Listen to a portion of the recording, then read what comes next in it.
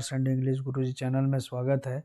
आज हम question number 32 को देखेंगे। नरेश एंड कंपनी ने 1,41,40,000 रुपये में एक भवन खरीदा। नरेश एंड कंपनी ने 1,41,40,000 रुपये में भवन खरीदा। क्रय मूल्य के प्रतिफल स्वरूप उसने 100 रुपये वाले 15% ऋण पत्र 6% भट्टे पर निर्गमित किए। आवश्यक प्रविष्टियाँ दीजिए। अब हमको जो है भट्टे पर निर्गमन के संबंध में प्रश्न दिया हुआ है और इसको लेकर के हमको बनाना है। तो देखिए 100 रुपये वाला है ऋण पत्र, 100 रुपये वाले को 6% भट्टे पर, इसको आपको ध्यान में देना है। तो 6% भट्टे का मतलब है 100 रुपये में अगर 100 रुपये का 6% निकालेंगे तो 6 रुपये होगा। ठीक, 6 रुपये कम मतलब 94 रुपीज़ मतलब 94 रुपये में क्या किया, 94 रुपये में निर्गमित किया। तो 1,41,40,000 भागित कर देंगे 94, 1,41,40,000 भागित कर देंगे 94। कैलकुलेशन करके अभी देख लेते हैं। ठीक है, कैलकुलेशन करके देख लेते हैं। 1,41,40,000 भागित 94 तो हमारा 1500 ऋण पत्र हो रहा है। 1500 ऋण पत्र गुणित कर देंगे 6 तो 9,000 रुपया हमारा बट्टे का आ रहा है। कितना आ रहा है? 9,000। निर्गमन पर ये जो बट्टा है वो 9,000 आएगा, क्योंकि हमने जो है 100 रुपये वाले ऋण पत्र को 6% बट्टे पर निर्गमित किया। मतलब उसको एक ऋण पत्र का रेट था 94 रुपये, 6 रुपये कम हो गया, क्योंकि 100 रुपये का 6% निकालेंगे तो 6 रुपया। तो 100 रुपये में 6 रुपये माइनस करेंगे तो 94, तो 94 कम मतलब एक ऋण पत्र का है। तो 1,41,40,000 को भाग देंगे 94 से, तो कितना ऋण पत्र हम जो है कंपनी जारी करेगी ये निकल जाएगा। तो 1,41,40,000 आप कर लीजिए, भागित कर लेंगे 94 तो हो जाएगा 1500 ऋण पत्र। 1500 ऋण पत्र का जो है कंपनी जारी कर रही है। इसका पंजीप्रविष्टि कैसे होगा? तो पंजीप्रविष्टि होगा यहाँ पर 32 नंबर में। पहले तो भवन खरीदे तो भवन खाता विकलन विक्रेता का खाता से, भवन का क्रय करने पर भवन खाता विकलन विक्रेता का खाता से। ठीक है, और यहाँ पर हो जाएगा विक्रेता का खाता विकलन। ठीक, विक्रेता का खाता विकलन।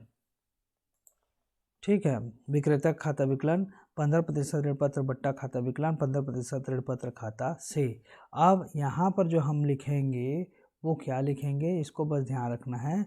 यहाँ पे विक्रेता वाले में लिखेंगे आप जो है 1500 गुणित लिख देंगे हमको कितना का 94 में जारी किया। तो 1500 गुणित जो है 94। ठीक है, 1500 गुणित 94 तो हो जाएगा 1,41,40,000 ये आ जाएगा। और 1500 गुणित आप कर दीजिएगा कितने परसेंट बट्टे पे, तो 6%। तो 1500 गुणित 6 रुपये हो जाएगा। अगर 100 रुपये हम निकालेंगे तो 6 रुपया, तो 1500 गुणित कर देंगे 6 तो 9,000 रुपये ये आ गया। इन दोनों को योग लगाएंगे तो टोटल कितना हो जाएगा? 1,50,000। ये कैसे आया? तो 1500 ऋण पत्र जारी किए, 1500 ऋण पत्र गुणित 100 कर दीजिए तो आ जाएगा 1,50,000। ठीक, ये जो है क्वेश्चन नंबर 32 वैसे ही बनेगा। अब क्वेश्चन नंबर 33 की ओर आगे बढ़ते हैं। क्वेश्चन नंबर 33 को बनाने से पहले क्वेश्चन को पढ़ लेते हैं। क्वेश्चन है, ए लिमिटेड ने एक चालू व्यवसाय को 2,50,000 की संपत्तियों तथा 50,000 रुपये के दायित्वों को सम्मिलित करते हुए क्रय किया। संपत्ति कितना का? 2,50,000, दायित्व 50,000 का। ठीक है, सम्मिलित करते हुए क्रय किया। इसके प्रतिफल स्वरूप 40,000 रुपये नगद दिए। 40,000 रुपये क्या किए? नगद दिए। ठीक, और शेष के लिए सम मूल्य पर 15% ऋण पत्रों को निर्गमित किया गया। किस पर किया गया? तो सम मूल्य पर। ठीक है, ना कि बट्टा पर, सम मूल्य पर निर्गमित किया गया। प्रत्येक ऋण पत्र का रेट कितना था? 100 रुपया है। आवश्यक पंजीप्रविष्टियाँ कीजिए। आवश्यक पंजीप्रविष्टि करेंगे तो चलिए इसको भी बनाते हैं। क्वेश्चन नंबर 33 को देखिए। परिसंपत्ति खाता मतलब जो हमने संपत्ति खरीदा। यहाँ पर संपत्तियों एक चालू व्यवसाय के लिए क्या बोल रहा है? 2.5 लाख रुपये का संपत्ति और 50,000 का दायित्व को सम्मिलित करते हुए क्रय किया बोल रहा है। ठीक, यहाँ पर हम लिखेंगे परिसंपत्ति खाता विकलन विविध दायित्व खाता से, लेनदार के खाता से। लेनदार के जगह में आप लिख सकते हैं विक्रेता के खाते से, जैसे मैंने पहले भी बताया था। विविध संपत्ति खाता परिसंपत्ति खाता विकलन या संपत्ति खाता विकलन विविध दायित्व खाता से और विक्रेता के खाता से या लेनदार के खाता से। तो हमको जो है 2,50,000 की तो संपत्ति है और उसके बाद 50,000 का दायित्व है, तो हमने यहाँ पर लिख दिया उसको। और लेनदार के खाते से मतलब 2 लाख रुपये हमने क्या कर दिया, लेनदार के खाते में डाल दिया, मतलब विक्रेता के खाते में डाल दिया। ठीक है, ये हो गया। क्यों? क्योंकि संपत्ति में से दायित्व को घटाते हैं, जो आता है फिर उसका जो है लेनदार के खाते में डाल दिया जाता है। क्लियर हो गया। व्यवसाय के लिए परिसंपत्तियों और दायित्व खरीदने पर अब लेनदार का खाता विकलन रोकड़ खाते से और 15% ऋण पत्र खाते से। अब जब इसको भुगतान करेंगे तो हम वो जो 2 लाख रुपया हुआ, ठीक है, क्योंकि जैसे ऐसी अगर सामान्य व्यवहारिक रूप में आपको समझेंगे तो परिसंपत्ति में दायित्व को माइनस करते हैं, जो बचा वो फिर संपत्ति होता है। तो 2,50,000 में 50,000 को तो माइनस कर दिए, तो बचा कितना, 2 लाख। यही 2 लाख का पेमेंट जो है कंपनी को करना है। तो यहाँ पर कंपनी जो है कर रही है, तो विक्रेता का खाता विकलन या लेनदार का खाता विकलन रोकड़ खाता से और 15% ऋण पत्र खाता से होगा। ठीक, तो रोकड़ खाते से कितना, 40,000 नकद दे दिया, प्रश्न में दिया तो 40,000 को लिख दिए। बचेगा जो 40,000 के बाद 2 लाख में 40,000 माइनस कर दिए तो आया 1,60,000। 1,60,000 जो है 15% ऋण पत्र खाता से करके 1,60,000 का निर्गमन करेंगे। ठीक है, 100 रुपये वाले है तो यहाँ पर आप 1,60,000 भागित 100 कर दीजिए, जो आएगा उसको यहाँ पे लिख सकते हैं कि इतने ऋण पत्र का निर्गमन किया गया करके। तो क्वेश्चन जो है 33 नंबर का स्टेप से बनेगा। ठीक, क्वेश्चन नंबर 33 बहुत सरल है और 32 भी सरल है।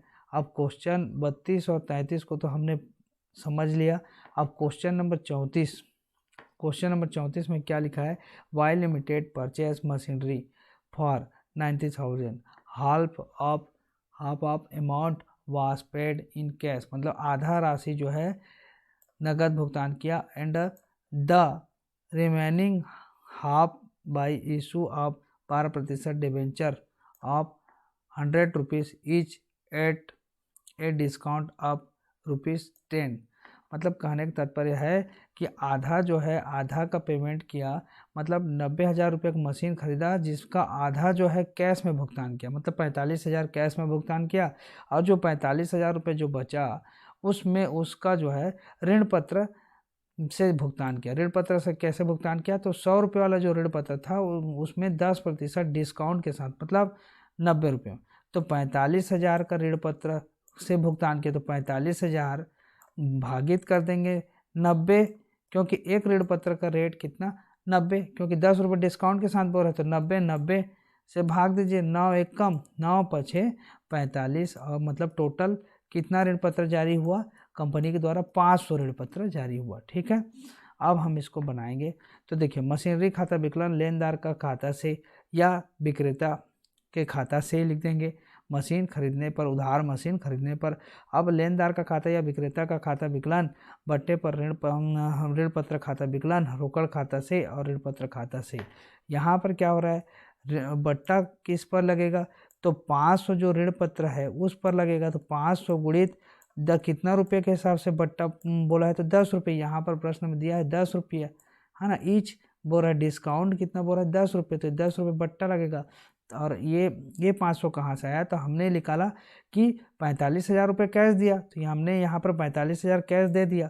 अब बचा क्या, 45,000 कैश देने के बाद हमको उसको देखना है। 45,000 हमने यहाँ पर कैश दे दिया, 1 मिनट, 45,000 कैश दे दिया। उसके बाद हमारा जो है कैलकुलेशन होता है इसका।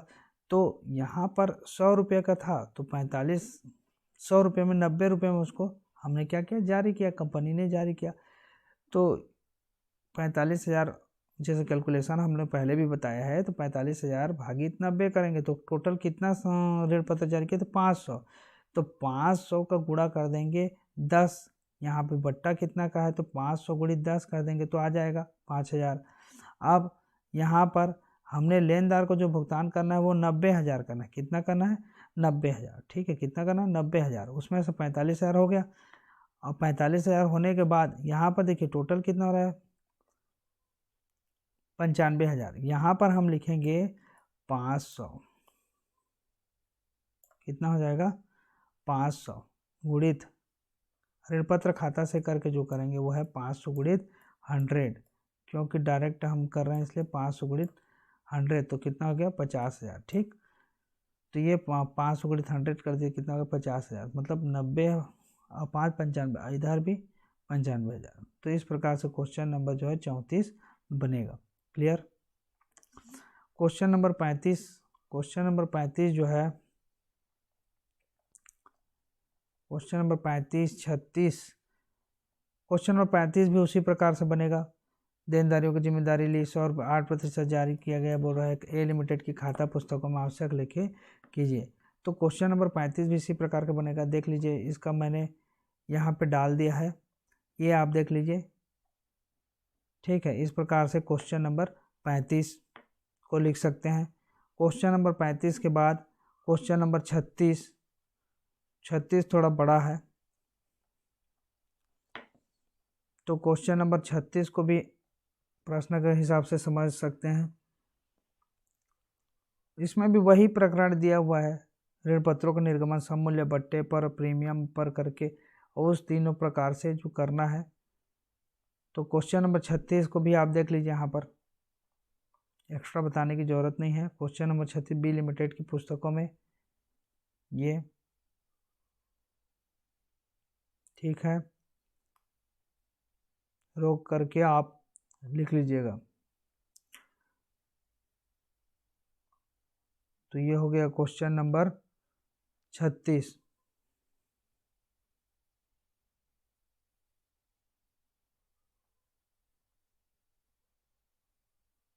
अब क्वेश्चन नंबर 37 को आगे बढ़ते हैं।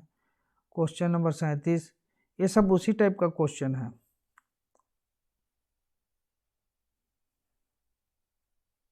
ठीक है, एक्स लिमिटेड ने वाई लिमिटेड से क्रय प्रतिफल के रूप में 4,40,000 रुपये की मशीनरी खरीदी, यह सहमति बनाई और तथा यह तय हुआ कि भुगतान 100 रुपये प्रत्येक के 12% ऋण पत्र 10% प्रीमियम के साथ चुकता किया जाएगा। लेन देन के रोजनांतर प्रविष्टि, ये भी वैसी है। तो क्वेश्चन नंबर 37 को देख लीजिए, यहाँ पर क्वेश्चन नंबर 37 भी इस टाइप से बनेगा। ठीक है, कैलकुलेशन को तो मैंने आपने पहले ही बता दिया है। यहाँ पर क्या होगा 4,40,000 और प्रीमियम पर कितने पर निर्गमित किया, तो 4,40,000 10 रुपये प्रीमियम, मतलब 110 रुपये, तो 4,40,000 भागित 110 कर देंगे तो आ जाएगा। ठीक है, बट्टे की राशि जो है डिवेंचर इशू होगा वो 4,000 इशू होगा। 4,40,000 भागित 110, 110, 0 से 0 कर 11 एकम 11 चौक है ना, 3 ठो शून्य है, मतलब 4,000 जो है इशू होगा। ठीक है, ऋण पत्र, तो 4,000 यहाँ पर देखिए 4,000 ऋण पत्र खाता से 4,000 लिख देंगे, 4,000 गुणित 100 कर देंगे तो 4 लाख, और 4,000 गुणित जो है 10 कर देंगे तो 40,000, टोटल हो गया 44,000। तो क्वेश्चन नंबर 37 भी इस प्रकार से बनेगा। ठीक है, तो आज के वीडियो में बस इतना ही। क्वेश्चन नंबर 37 तक का हो गया। अब क्वेश्चन नंबर जो उसी प्रकार की प्रकृति के जो क्वेश्चन है आप उसको समझ करके भी बना सकते हैं। अब इसके बाद क्वेश्चन नंबर 37 के बाद जो क्वेश्चन बचे हुए हैं उनको हम कंप्लीट करेंगे। ठीक है, तो 37 के बाद 38, 39, 40 देख लेंगे। उसके बाद हम लोग जो है